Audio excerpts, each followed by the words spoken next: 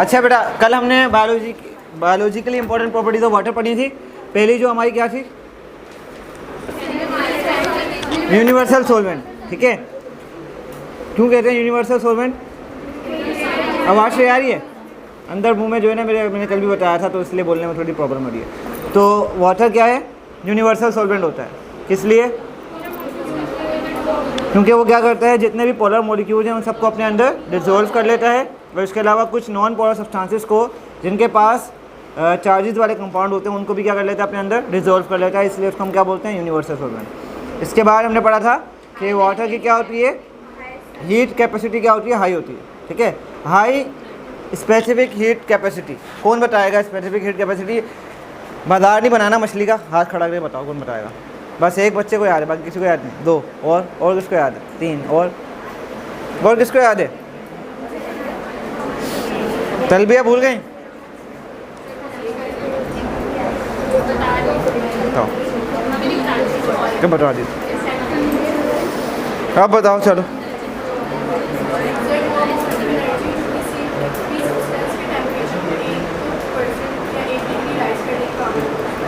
थोड़ा सा एक चीज़ कम रह गई, कौन बताएगा?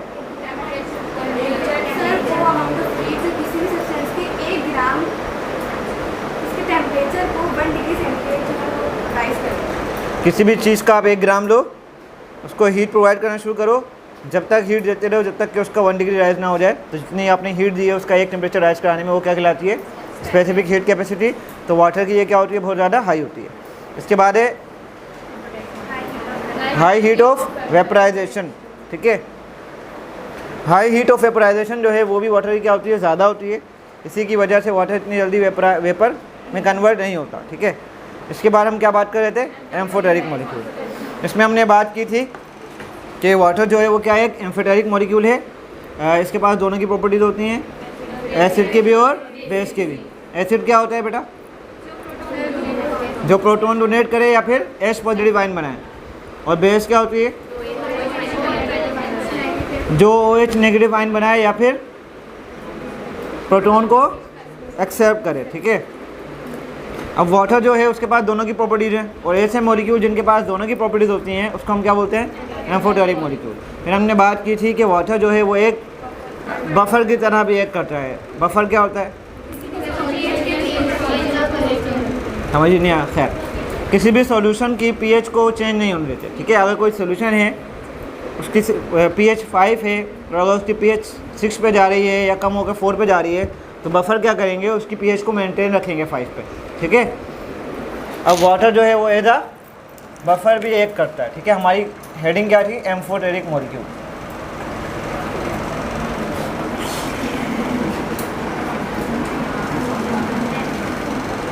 ठीक है, हमने कल बात की थी कि वाटर के पास जब वाटर डिजोल्व होता है तो उसके बाद H पॉजिटिव आयन भी बनते हैं और OH नेगेटिव आयन भी बनते हैं। इसका मतलब ये एज अ एसिड भी काम करता है और एज अ बेस भी काम करता है। अब बफर क्या होते हैं? जो किसी भी सॉल्यूशन की pH को चेंज नहीं होने देते, उसको क्या बोलते हैं? बफर। ठीक है, pH को मेजर करने का एक स्केल होता है। ठीक है, अच्छा क्या नाम है स्केल का? स्केल कौन सा होता है जिससे आप pH मेजर करते हैं सॉल्यूशन की? हमारे बराबर में जी नहीं पता? pH scale. सही है, क्या होता है? pH scale. इसमें इतनी रॉकेट साइंस तो नहीं थी। सही है, कहाँ से कहाँ तक होती है इसकी वैल्यू? 0 से लेके सेंटर में क्या होता है? 7। तो एम्फोटेरिक मॉलिक्यूल जो होते हैं उनकी pH क्या होती है? 7। वो न्यूट्रल होते हैं। क्या होते हैं? इससे पहले सारे क्या होते हैं? एसिडिक, और इसके बाद वाले 7 होते हैं। अच्छा, जितनी कम वैल्यू होगी ना उतना ज़्यादा सब्सटेंस क्या होगा? एसिडिक होगा। अगर किसी की वैल्यू आ रही है 0 तो वो बहुत ज़्यादा एसिडिक है, और किसी की 6 आ रही है तो वो इतना ज़्यादा एसिडिक नहीं है, क्योंकि वो न्यूट्रल की तरफ जा रहा है ना। ठीक है, और किसी की 8 pH आती है तो वो बेसिक है, मगर इतना ज़्यादा बेसिसिटी नहीं है उसकी। जैसे जैसे वो दूर जाता रहेगा 14 पे चला जाएगा तो उसकी बेसिसिटी क्या हो जाएगी? बढ़ जाएगी। अब हमारे पास जो ब्लड होता है उसकी pH कितनी होती है?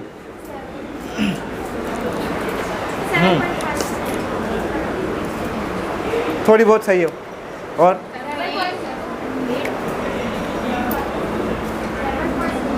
एक तो ये मुझे गिराएगा।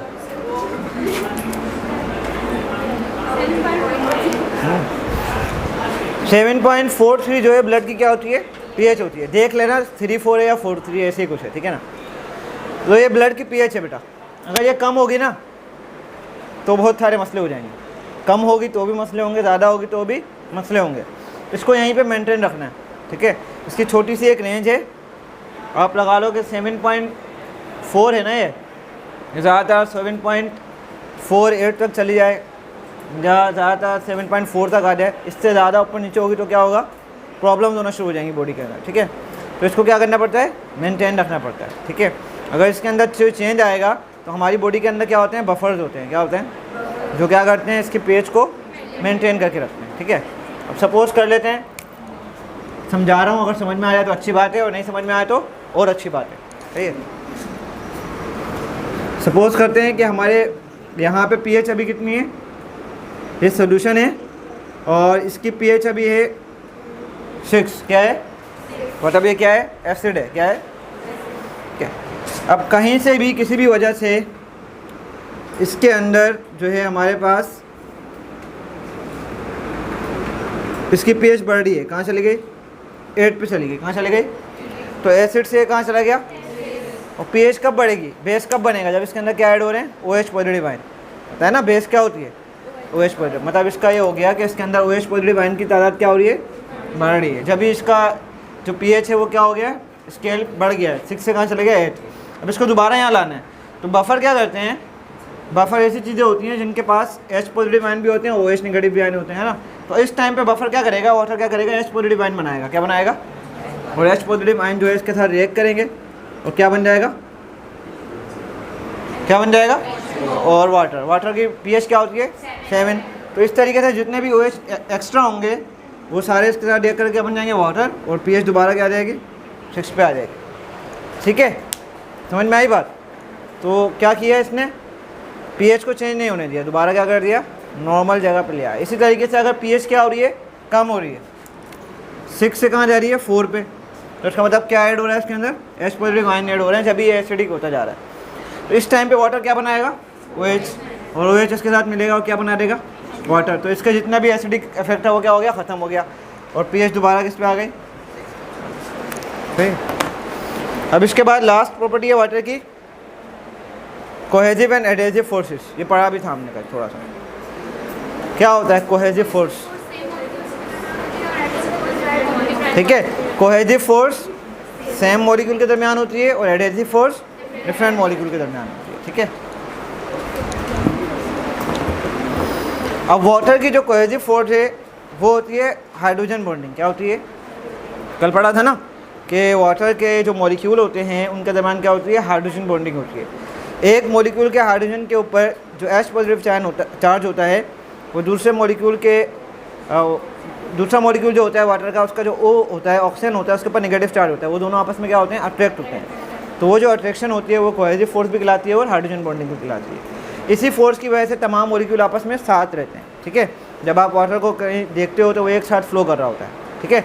ऐसा नहीं है थोड़ा थोड़ा बीच बीच से फ्लो कर रहा है, नहीं, सारा क्या होता है, साथ फ्लो करता है, ठीक है। तो इसीलिए हमारी बॉडी के अंदर वाटर जो सर्कुलेट करता है वो सारा एक साथ फ्लो करता है। और किसकी वजह से, क्योंकि उसके अंदर क्या है, हाइड्रोजन बॉन्डिंग है, सारे मॉलिक्यूल एक साथ मूव करते हैं। और जब ये फ्लो करता है तो अपने साथ अपने अंदर बहुत सारी चीज़ों को डिसॉल्व स्टेट में लेके जाता है, एक जगह से दूसरी जगह, ठीक है। बहुत सारी चीज़ें वाटर के अंदर डिसॉल्व हो जाती हैं, और जब ये एक जगह से दूसरी जगह फ्लो करता है तो चीज़ों की क्या होती है, ट्रांसपोर्ट होती है। क्या होती है, बहुत सारी चीज़ें एक जगह से दूसरी जगह ट्रांसपोर्ट होती हैं इसकी वजह से, ठीक है। इसके अलावा हाइड्रोजन बॉन्डिंग की वजह से ही ट्रांसपायरेशन होती है। क्या होती है, क्या होती है ट्रांसपायरेशन, एरियल पार्ट से, प्लांट के एरियल पार्ट से वाटर के मॉलिक्यूल का एवापोरेट होना, जो एक्सिस वाटर होता है प्लांट का, उसका रिमूव होना क्या कहलाता है, ट्रांसपायरेशन। तो ट्रांसपायरेशन कैसे होती है उसका भी एक पूरा क्या है, प्रोसेस है, वो आप पढ़ोगे आगे जाके। तो उसके अंदर भी हमें कोहेसिव फोर्सेस क्या होती हैं, उनका भी रोल होता है, ठीक है। कोहेसिव फोर्स की वजह से क्या होता है, वाटर ट्रांसपायरेशन हो रही होती है, ठीक है। ऑर्गेनिक मॉलिक्यूल, तो मैंने आपको जैसा बताया कि ऑर्गेनिक मॉलिक्यूल जो होते हैं हमारी बॉडीज़ में पाए जाते हैं। पहले ये कंसीडर किया जाता था कि ऑर्गेनिक मॉलिक्यूल सिर्फ किस में होते हैं, लिविंग ऑर्गेनिज्म में। लेकिन जब कुछ ऑर्गेनिक मॉलिक्यूल लेबॉर्ट्री में बनाए गए तो जब से इनकी डेफिनेशन क्या हो गई, चेंज हो गई। अब ऑर्गेनिक मॉलिक्यूल कौन से होते हैं, ऐसे मॉलिक्यूल जिनके पास कार्बन बेसिक एलिमेंट हो और उस कार्बन के साथ डायरेक्टली क्या अटैच हो, हाइड्रोजन अटैच हो कोवैलेंट बॉन्ड के साथ। तो ऐसे कंपाउंड को हम क्या बोलते हैं, ऑर्गेनिक कंपाउंड या ऑर्गेनिक मॉलिक्यूल। ठीक है। और ऐसे कार्बन के ऐसे मॉलिक्यूल जिसके अंदर डायरेक्टली हाइड्रोजन अटैच नहीं होता वो क्या होते हैं, इनऑर्गेनिक मॉलिक्यूल होते हैं, जिसमें कार्बन डाइऑक्साइड और कार्बन मोनोऑक्साइड के एग्जाम्पल्स हैं। ठीक है। अब हमारे पास जो ऑर्गेनिक मॉलिक्यूल हमारी बॉडी में पाए जाते हैं वो उनका साइज़ क्या होता है, बहुत बड़ा होता है, लार्ज साइज़ के होते हैं। उनको बोलते हैं मैक्रो मॉलिक्यूल। क्या बोलते हैं? उनमें हमारे पास 4 टाइप आती हैं। एक है आपके पास, वो रिवीजन कर रहा था ना इसलिए से कैमरे में तुमसे, ठीक है, रिवाइंड वो चला नहीं था ना हमारे पास, रुक गया था, इसलिए उसको रिवीजन कर रहा था, इसलिए जल्दी जल्दी बोल रहा था। तो अब ऑर्गेनिक मॉलिक्यूल जो है हमारे पास 4 होते हैं और इनका साइज़ क्या होता है, बड़ा होता है। एक होता है कार्बोहाइड्रेट, एक होते हैं प्रोटीन, एक होते हैं लिपिड और एक क्या होते हैं, न्यूक्लिक एसिड। ठीक है, 4 होते हैं। इनको हम बोलते हैं मैक्रो मॉलिक्यूल। ठीक है। और इनको हम पॉलीमर भी कह सकते हैं। क्या कह सकते हैं?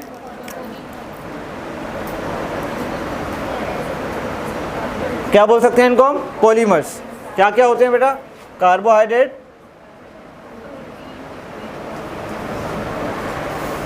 प्रोटीन,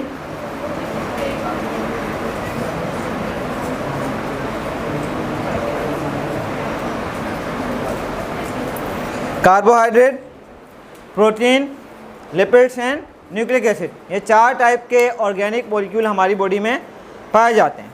इनका साइज़ क्या होता है, बड़ा होता है। ठीक है। अब आपको पता है हर बड़ी चीज़ छोटी चीज़ से मिलकर बनती है। ठीक है। अगर हम कोई वॉल बनाते हैं, दीवार, तो इसमें भी क्या लगाते हैं, बहुत सारे ब्लॉक्स लगाते हैं। ठीक है। तो इसी तरीके से जो बड़े बड़े मॉलिक्यूल हैं जिनको हम मैक्रो मॉलिक्यूल या पॉलीमर कहते हैं, इनके भी क्या होते हैं, छोटे छोटे से यूनिट होते हैं जिनसे मिलकर ये बनते हैं। ठीक है। तो इनके जो स्मॉल यूनिट्स होते हैं उनको हम क्या बोलते हैं, मोनोमर्स। क्या बोलते हैं? अगर पॉलीमर बोलें, पॉलीमर की अगर बात करें तो क्या बोलेंगे, मोनोमर।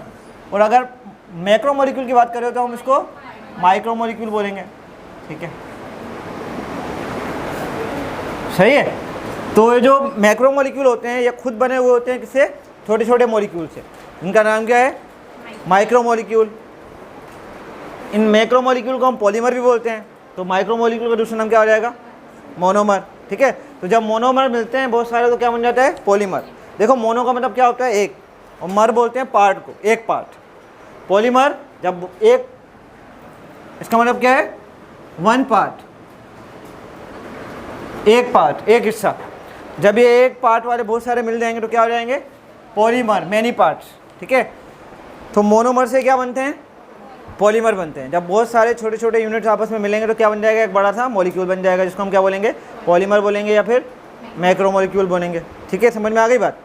तो ये सारे क्या हैं, पॉलीमर हैं या फिर मैक्रो मॉलिक्यूल है। तो इन सब के भी क्या होंगे, इन सब के भी मोनोमर्स होंगे। ठीक है। तो कार्बोहाइड्रेट जो है इनका एक और नाम होता है, इनको बोलते हैं सैकराइड्स। क्या बोलते हैं, कार्बोहाइड्रेट को हम सैकराइड्स भी बोलते हैं। क्या बोलते हैं, सैकराइड्स। तो जो कार्बोहाइड्रेट हैं जिनको हम सैकराइड भी बोलते हैं, इनका जो मोनोमर होता है उसको बोलते हैं मोनोसैकराइड। क्या बोलते हैं, कार्बोहाइड्रेट का जो मोनोमर है उसको क्या बोलते हैं, मोनोसैकराइड्स।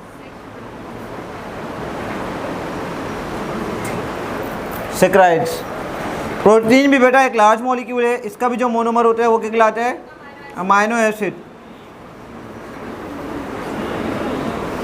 लिपिड भी बेटा लार्ज मॉलिक्यूल है, इसके मोनोमर क्या होते हैं, इसके मोनोमर 2 होते हैं,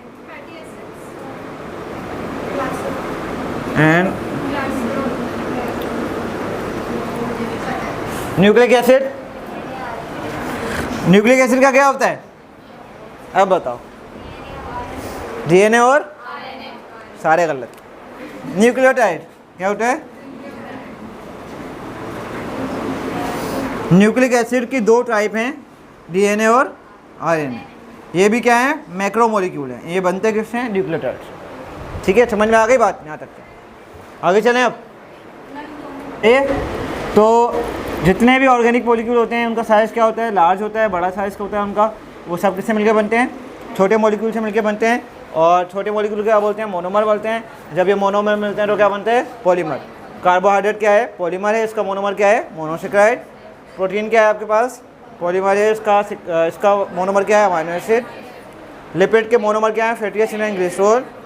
न्यूक्लिक एसिड के मोनोमर क्या है, न्यूक्लियोटाइड।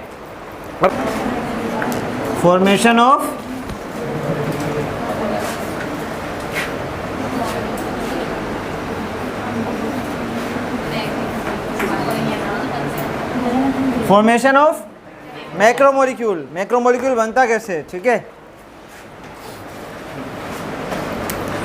फॉर्मेशन का जो प्रोसेस है मैक्रोमोलिक्यूल बनाने का, उसका नाम है बेटा कंडेंसेशन। क्या नाम है, केमिस्ट्री में पढ़ा है कंडेंसेशन क्या होता है जी, क्या होता है कंडेंसेशन, केमिस्ट्री में जो पढ़ा था वो बताओ। नहीं पता, पढ़ के तो आए हो, मुझे याद है, मैंने भी पढ़ा था 9th क्लास में। कंडेंसेशन का मतलब ये होता है लिक्विड को सॉलिड में कन्वर्ट कर देना, है ना, याद आया। लिक्विड हो तो उसको हम क्या करते हैं, या गैस भी हो सकती है, गैस को भी जब हम कंडेंस करते हैं तो उसके सारे मॉलिक्यूल करीब आ जाते हैं और वो क्या बन जाती है, लिक्विड बन जाती है। और लिक्विड को कंसर्ट करते हैं तो वो क्या बन जाता है, सॉलिड बन जाता है, ठीक है ना। कंडेंसेशन ही होती है। तो यहाँ पे हमारे पास कंडेंसेशन का मतलब यही है, तमाम मॉलिक्यूल को आपस में साथ जोड़ देंगे तो क्या बन जाएगा, बड़ा मॉलिक्यूल बन जाएगा, ठीक है ना। उस सेंस में लेके गया है कंडेंसेशन को, कंडेंस कर देंगे सारे को, क्या कर देंगे, एक साथ जोड़ देंगे, करीब ले आएंगे तो क्या बन जाएगा, बड़ा मॉलिक्यूल बन जाएगा, ठीक है। उस सेंस में इसका नाम है कंडेंसेशन, ठीक है। अब सपोज ये हमारे पास एक मोनोमर है,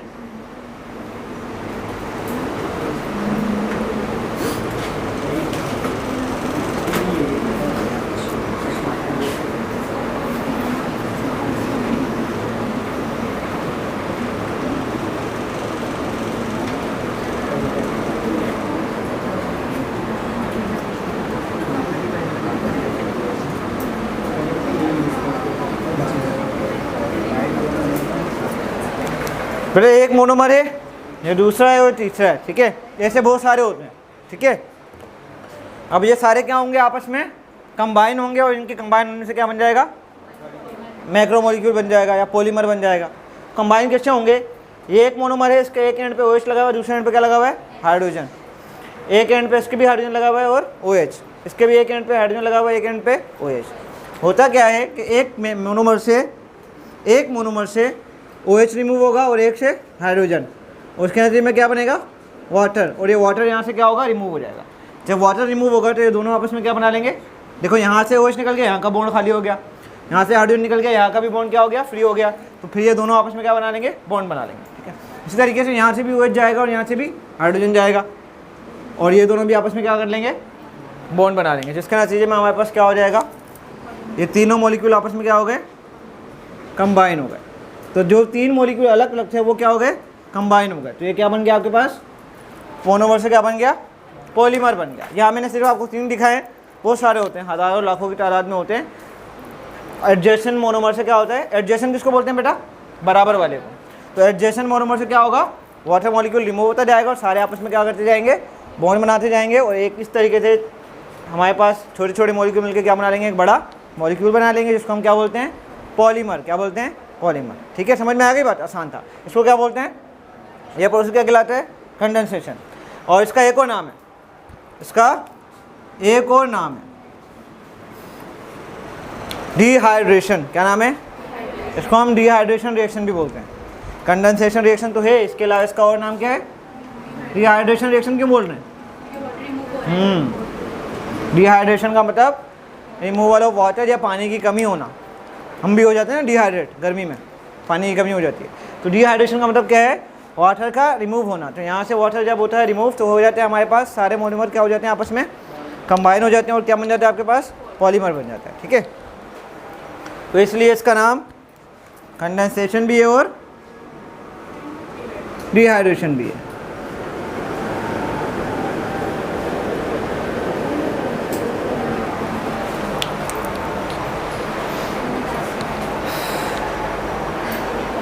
इस रिएक्शन को करवाने के लिए हमें क्या देनी पड़ती है, एनर्जी देनी पड़ती है। क्या देनी पड़ती है, क्योंकि बॉन्ड टूटेंगे ना, जब केमिस्ट्री में क्या होता है, ओल्ड जो बॉन्ड्स होते हैं वो ब्रेक होते हैं, उसके बाद क्या बनते हैं, न्यू बॉन्ड्स बनते हैं, ठीक है। तो पुराने बॉन्ड्स को ब्रेक करने के लिए क्या देनी पड़ती है, एनर्जी। तो ऐसे रिएक्शन जिनमें हमें एनर्जी देनी पड़े वो क्या होते हैं, एंडोथर्मिक रिएक्शन। क्या होते हैं, तो ये रिएक्शन कौन सा है, एंडोथर्मिक है। क्या है बेटा ये रिएक्शन, कौन सा रिएक्शन है ये, एंडोथर्मिक, जिसके अंदर हमें क्या देनी पड़ती है, हीट देनी पड़ती है, एनर्जी देनी पड़ती है, ठीक है। तो ये हमने बनाया मोनोमर से पॉलीमर, मोनोमर से क्या बनाया, ये क्या बन गया, पूरा पॉलीमर बन गया, ठीक है। ये मोनोमर से इनसे कंबाइन हो गया, क्या बन गया, पॉलीमर। अब पॉलीमर को अगर ब्रेक करना है तो क्या करोगे बेटा, वाटर रिमूव किया था ना, वाटर दोबारा क्या कर देंगे, ऐड कर देंगे, तो हमारे पास क्या हो जाएगा, पॉलीमर दोबारा क्या हो जाएगा, मोनोमर के अंदर ब्रेक हो जाएगा। समझ में आई बात।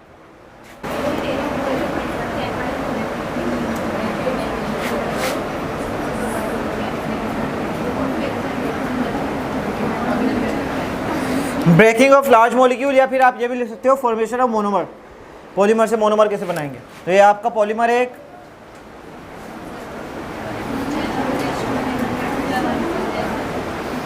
अब इसको हम क्या करेंगे, मोनोमर में ब्रेक करेंगे।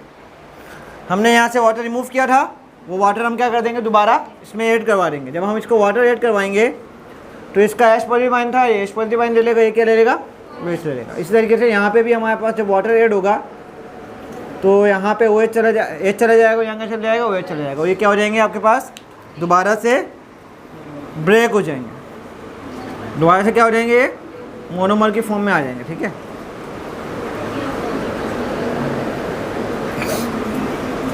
तो पॉलीमर से क्या बन गए, मोनोमर बन गए। तो इस रिएक्शन को क्या बोलते हैं, इसको बोलते हैं हम हाइड्रोलिसिस। क्या रिएक्शन कहलाता है ये, क्या कहलाता है ये, हाइड्रो का मतलब वाटर, लाइसिस का मतलब ब्रेक डाउन। तो हम यहाँ पे वाटर को ब्रेक करके एच इसको दे रहे हैं, OH इसको दे रहे हैं। यहाँ भी वाटर ब्रेक हुआ, H इसके पास गया और OH इसके पास गया। तो ये रिएक्शन क्या कहलाता है, हाइड्रोलिसिस। हाइड्रोलिसिस में क्या होगा, लार्ज मॉलिक्यूल स्मॉल मॉलिक्यूल में ब्रेक होंगे। और बेटा इस जब ये रिएक्शन होगा, जब कंडेंसेशन हुई थी, जब बड़ा मॉलिक्यूल बना था तो एनर्जी दी थी, अब जब बड़ा मॉलिक्यूल टूटेगा तो एनर्जी निकलेगी। और किसी ने कहा था कि एक्सोथर्मिक रिएक्शन, तो ये क्या होता है, एक्सोथर्मिक रिएक्शन होता है, ठीक है। You are correct.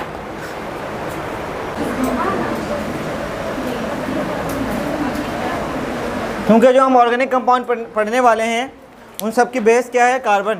सारे ऑर्गेनिक कंपाउंड किससे मिलकर बनते हैं, सब में कार्बन होता है, ठीक है। बेसिक एलिमेंट ही कार्बन है। तो पहले क्या पढ़ेंगे, थोड़ा सा कार्बन के बारे में, ठीक है। तो सबसे पहले बताओ कौन से ग्रुप से बिलोंग करता है कार्बन, किसने बताया, 4A। कहाँ से बिलोंग करता है, 4A से। इसका ग्रुप जो है बेटा वो क्या है,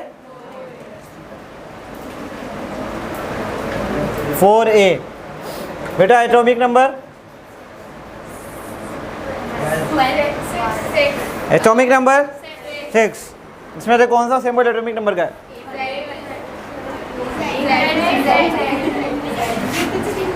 मास नंबर क्या होता है इसका, वैलेंसी क्या होती है, प्लस माइनस क्या होती है,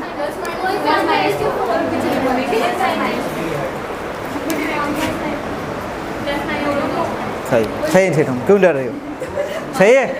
इसकी वैलेंसी क्या होती है बेटा, +-4। What is valency, last shell में जितने इलेक्ट्रॉन होते हैं वो क्या कहलाती है, वैलेंसी। +- क्यों आता है, अच्छा सही है। और कुछ,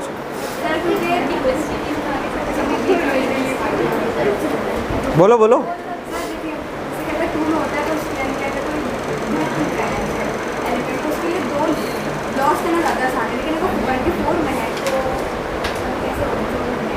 चल तो रही है क्या, मतलब सर अगर वो गेन भी करेगा तभी वो चार्ज करेगा और लॉस करेगा तो वो मतलब कि चार्ज करेगा, तो वो दोनों कर सकता है। हाँ, प्लस माइनस किसको शो करता है? अगर इलेक्ट्रॉन कोई लॉस कर रहा है तो पॉजिटिव चार्ज आ जाता है उस पर, और अगर कोई गेन कर रहा है तो क्या आ जाता है? नेगेटिव चार्ज आ जाता है। ठीक है, अब कार्बन जो है उसके पास लास्ट इलेक्ट्रॉन में लास्ट शेल में 4 इलेक्ट्रॉन है, तो या तो वो 4 इलेक्ट्रॉन लॉस कर सकता है या फिर गेन कर सकता है, दोनों काम कर सकता है, इसलिए इसकी वैलेंसी क्या है? +-4। ठीक है, कार्बन जो एक ऐसा यूनिक एलिमेंट है, इसकी एक प्रॉपर्टी होती है जिसको बोलते हैं कैटिनेशन। क्या बोलते हैं? क्या होती है कैटिनेशन की प्रॉपर्टी? सब आता है बच्चों को माशाल्लाह से, मैं पढ़ा ही नहीं रहा। नई बुक में सब लिखा हुआ है मुझे लग रहा है ना? नई बुक आई है पुरानी है? पुरानी है या तो इसलिए याद है कि अभी पढ़ के आए हो। कैटिनेशन क्या होता है? एक एटम की ये प्रॉपर्टी, एक एलिमेंट के एटम की ये प्रॉपर्टी है कि वो अपने ही जैसे एटम के साथ मिलकर क्या बना ले? लॉन्ग चेन बनाया, उसको क्या बोलते हैं? कैटिनेशन। ये कार्बन की एक प्रॉपर्टी है। ठीक है, इसके ग्रुप में जो दूसरे आते हैं उनकी भी ये प्रॉपर्टी है, लेकिन सबसे ज़्यादा किसकी है? कार्बन की। ठीक है, इसके अलावा कार्बन जो है उसके डिफरेंट स्ट्रक्चर पाए जाते हैं। ठीक है, कार्बन के क्या पाए जाते हैं? डिफरेंट स्ट्रक्चर बनाता है वो। एक क्या स्ट्रक्चर होता है?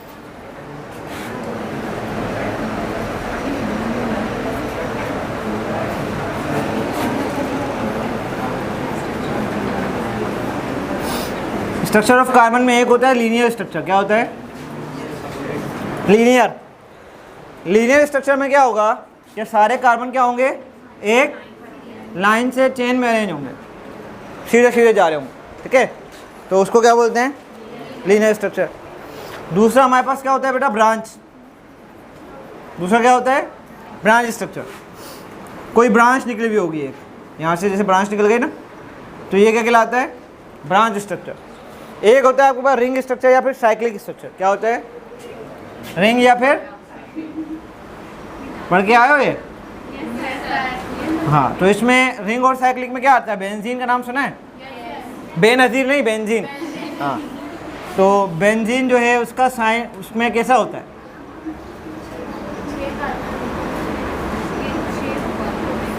रिंग बन गई पूरी, क्लोज हो गया। साइकिल, साइकिल किसको बोलते हैं? जो एक जगह से शुरू और दोबारा वहीं आके एंड हो जाए, तो ऐसा स्ट्रक्चर क्या होता है? ये क्या कहलाता है?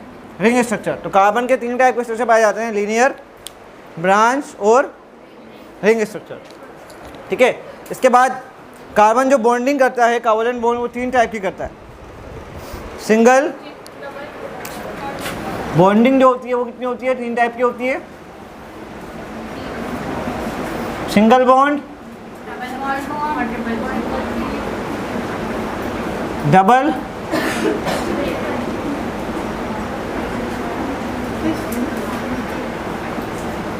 और ट्रिपल बॉन्ड। ठीक है, 4 बॉन्ड क्यों नहीं बनाता? 4 इलेक्ट्रॉन है ना इसके पास लास्ट शेल में, 4 कोवलेंट बॉन्ड बना सकता है, 4 क्यों नहीं बनाता? नहीं ना, क्यों होते हैं? लास्ट इलेक्ट्रॉन में 4 इलेक्ट्रॉन होते हैं, लास्ट शेल में 4 इलेक्ट्रॉन होते हैं। ठीक है, सही है, तो एक बना लेता है, एक बॉन्डिंग कर लेता है, दूसरी भी कर लेता है, तीसरी भी कर, चौथा क्यों नहीं करता?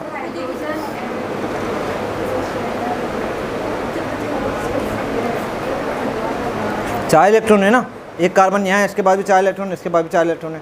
स्टेबल होने के लिए सबको 8 चाहिए, तो दोनों 4 शेयर कर लें, स्टेबल हो जाए। नहीं, ज़रूरी है हाइड्रोजन होना।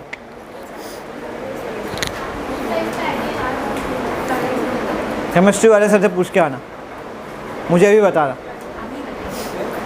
मुझे थोड़ा थोड़ा याद है, ब्लर हो गया है, मुझे अपने ज़माने में याद था, मेरा जो गुजरा हुआ ज़माना है 2016 का, जब याद था मुझे, अभी भी थोड़ा थोड़ा याद है कि इलेक्ट्रोनिगेटिविटी जो है ना बहुत ज़्यादा हो जाती है, और कुछ इस तरीके का था, मैं भूल गया हूँ। सही है, सर नवेश से पूछना कि 4 बॉन्ड क्यों नहीं बनाता है, सर बता देंगे आपको, फिर मुझे आगे बताना आप लोग। सही है, हो गया ये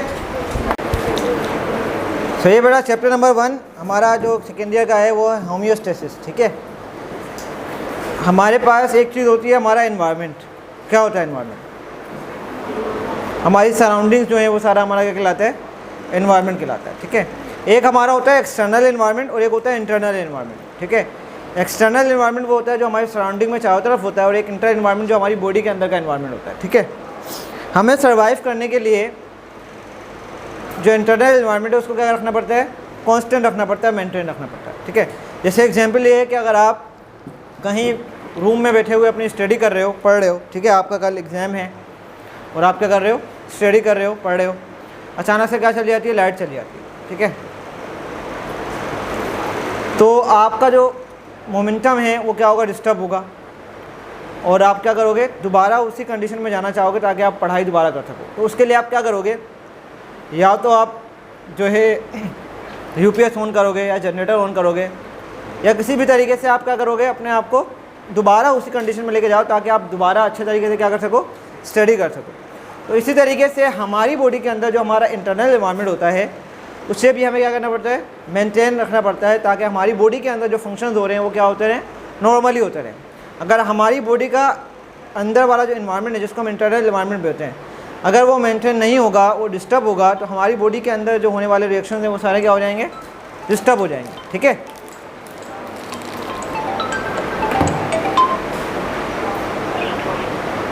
वो सारे क्या हो जाएंगे, डिस्टर्ब हो जाएंगे। तो इसीलिए हमें क्या करना पड़ता है, ऑर्गेनिज्म क्या करते हैं, अपनी बॉडी के अंदर का एनवायरनमेंट क्या रखते हैं, मेंटेन रखते हैं ताकि उनकी जो प्रोसेस ऑफ लाइफ है, जो रिएक्शन है वो सारे क्या होते रहे, नॉर्मली वर्क करते रहे, ठीक है। अब हमारे पास जो चैप्टर का नाम है वो है होम्योस्टेसिस।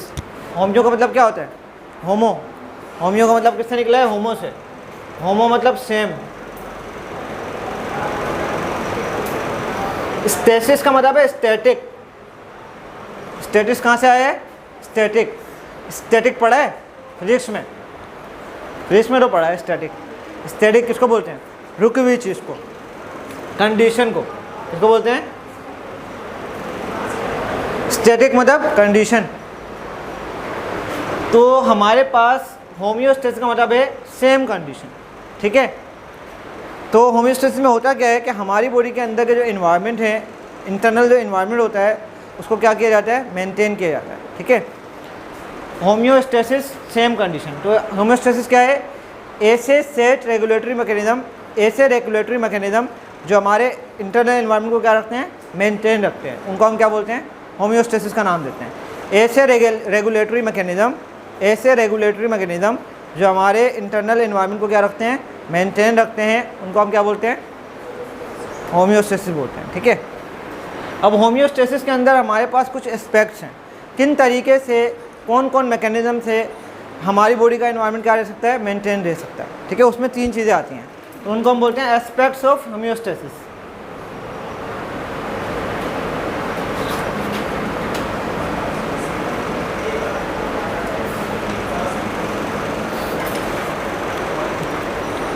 होम्योस्टेसिस समझ में आ गया।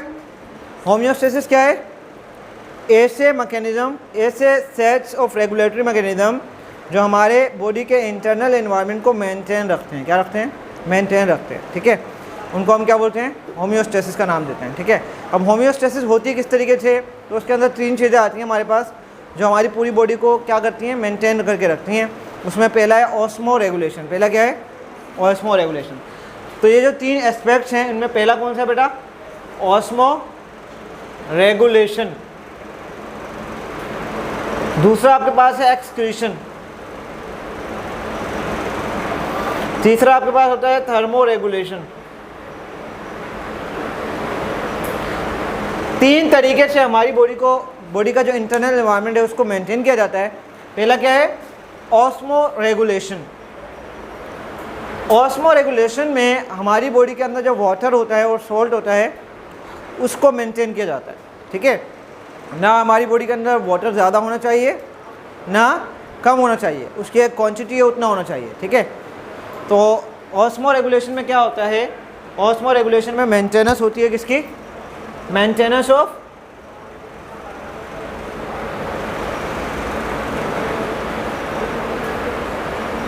Maintenance of salt and water, maintenance of salt and water. Homeostasis में हम क्या पढ़ते हैं, हमारी बॉडी के अंदर जो सॉल्ट होता है और वाटर होती है उसकी जो मेंटेनेंस की जाती है कि वो ना ज़्यादा हो ना कम हो, अपने एक जो नॉर्मल रेंज में उसमें रहे। तो वो किस में हम पढ़ते हैं, ऑस्मो रेगुलेशन में। तो एक चीज़ जो हमारे अंदर मेंटेन की जाती है वो क्या की जाती है, सॉल्ट एंड वाटर को, जिसको हमने क्या नाम दिया, ऑस्मो रेगुलेशन। दूसरी चीज़ जो हमारी बॉडी के अंदर कंट्रोल की जाती है, मेंटेन की जाती है, वो क्या होते हैं? Waste product. क्या होते हैं? Waste product. हमारी बॉडी के अंदर जब रिएक्शन होते हैं तो वेस्ट प्रोडक्ट बनते हैं, ठीक है। उन वेस्ट प्रोडक्ट को अगर हमारी बॉडी से रिमूव ना किया जाए तो वो हमारी बॉडी के अंदर क्या होते रहेंगे? एक्युमुलेट होते रहेंगे, उससे फिर क्या होंगी? बीमारियाँ होंगी, ठीक है। अगर हमारी बॉडी के अंदर यूरिया ज़्यादा हो जाएगा तो हमारे जॉइंट्स के अंदर जाके वो क्या होगा? डिपॉजिट होना शुरू होगा, जिसकी वजह से जॉइंट की एक डिजीज़ होगी जिसका नाम है गाउट। क्या नाम है? नाम सुना है कभी गाउट का? जब हमारी बॉडी के अंदर यूरिया क्या होगा? ज़्यादा हो जाएगा। यूरिया क्या है? वेस्ट प्रोडक्ट है। अगर ये ज़्यादा हो जाएगा, जो नॉर्मल रेंज है उससे ज़्यादा हो जाएगा, तो ये ज़्यादा होगा तो हमारे जॉइंट्स के अंदर जाकर क्या होगा? डिपॉजिट होना शुरू होगा। जब डिपॉजिट होगा जॉइंट के अंदर तो जॉइंट में क्या होगा? बहुत ज़्यादा दर्द होगा, जॉइंट स्वेलन हो जाएंगे, चला नहीं जाएगा। तो इस कंडीशन को क्या बोलते हैं? गाउट, ठीक है। तो इसीलिए ज़रूरी है कि इस वेस्ट प्रोडक्ट को या इसके अलावा जितने भी वेस्ट प्रोडक्ट हैं उनको क्या किया जाए? बॉडी से रिमूव किया जाए, उनको मेंटेन रखा जाए। जैसे घर में कचरा जमा हो जाता है तो क्या किया जाता है? मेंटेन किया जाता है ना घर को, वापस उठा के कचरा बाहर फेंका जाता है। या अगर घर में गंदगी हो गई है तो उसको क्या किया जाता है? मेंटेन किया जाता है, सफाई की जाती है। उसमें ऐसे ही नहीं रहा जाता। सुबह शाम आप क्या करते हैं? झाड़ू लगाते हैं, है ना, ताकि क्या किया जाए? घर को, घर के एनवायरनमेंट को अंदर वो क्या किया जाए? मेंटेन किया जाए। तो इसीलिए हमारी बॉडी के एनवायरनमेंट को भी मेंटेन रखना क्या है? ज़रूरी है। तो वाटर एंड सॉल्ट की मेंटेनेंस होगी तो उसको क्या बोलेंगे? उसमें रेगुलेशन। और जब वेस्ट प्रोडक्ट को हम बॉडी से रिमूव करते हैं तो क्या कहलाता है? एक्सक्रीशन। लास्ट बेटा थर्मो रेगुलेशन। हमारी बॉडी का टेम्परेचर कितना होता है? 37 डिग्री सेंटीग्रेड। फ़ारेनहाइट में कितना होता है? 98.6 डिग्री फ़ारेनहाइट। 98.6 डिग्री फ़ारेनहाइट या फिर 37 डिग्री सेंटीग्रेड, ठीक है, सेंटीग्रेड, ठीक है। तो हमारी बॉडी का जो टेम्परेचर है उसको हमें मेंटेन रखना है, ठीक है। अगर वो कम या ज़्यादा होगा तो भी क्या होगी? प्रॉब्लम होगी, ठीक है। क्योंकि आपको पता है, आपने फर्स्ट टाइम में चैप्टर नंबर 3 में पढ़े थे एंजाइम्स। एक्टिविटी ऑफ एंजाइम पे कुछ फैक्टर्स क्या करते हैं? अफेक्ट करते हैं। उनमें से एक था टेम्परेचर। अगर टेम्परेचर ज़्यादा बढ़ेगा